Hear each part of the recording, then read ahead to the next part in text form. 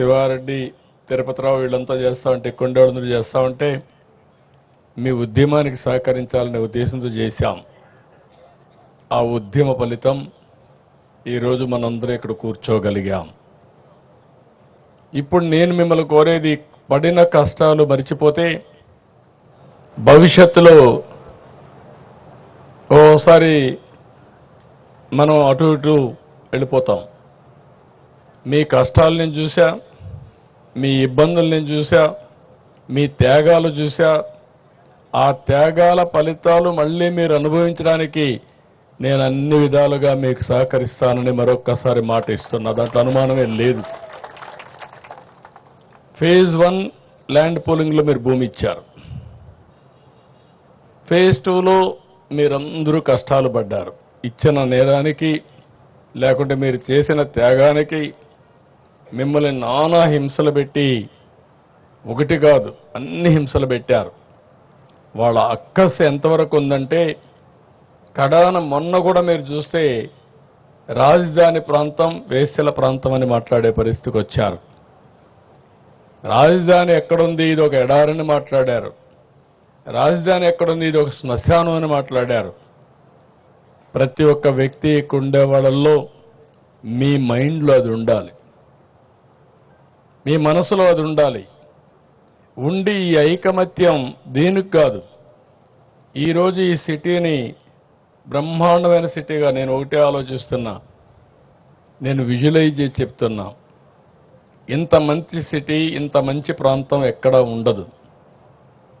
ఒక పక్కన కృష్ణా నది, దగ్గర 30-40 లక్షల ఎకరాలు సాగు చేసే నదిది. గోదావరి కృష్ణా అనుసంధానమైంది.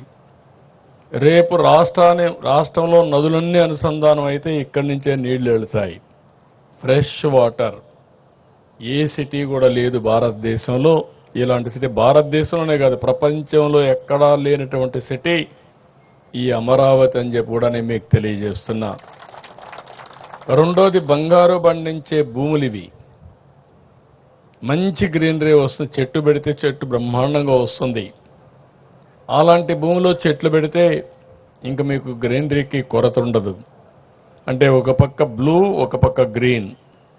మూడోది, కొత్త టెక్నాలజీ వచ్చింది, గ్రీన్ ఎనర్జీ వచ్చింది. ఇప్పుడు అక్కడ వెహికల్స్ అన్నీ పెట్టారు. సైకిల్ దగ్గర నుంచి ప్రతి ఒక్కటి కూడా ఎలక్ట్రిసిటీతో నడుస్తున్నాయి.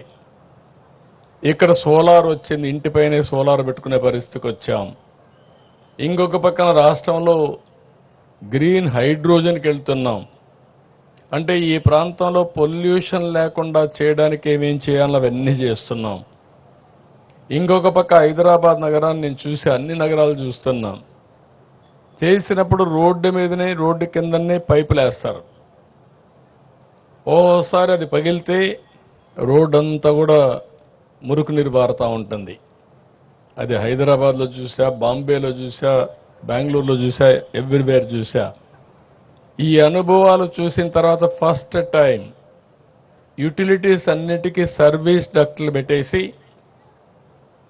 ఏది కూడా పైపులు రిపేర్ చేసే పని లేకుండా ఫ్లడ్ వాటర్ మొదలుకొని, వరద నీరు మొదలుకొని, మురుగునీరు మొదలుకొని, కేబుల్స్ మొదలుకొని, కరెంట్ మొదలుకొని, కడాన డిస్ట్రిక్ట్ కూలింగ్ అని పెట్టి ఏసీ కూడా ఇంటి దగ్గరికి తీసుకొచ్చి ఇచ్చే విధంగా, ఆఫీస్ దగ్గర తీసుకొచ్చే విధంగా ఏర్పాటు చేసే పరిస్థితికి వచ్చాం.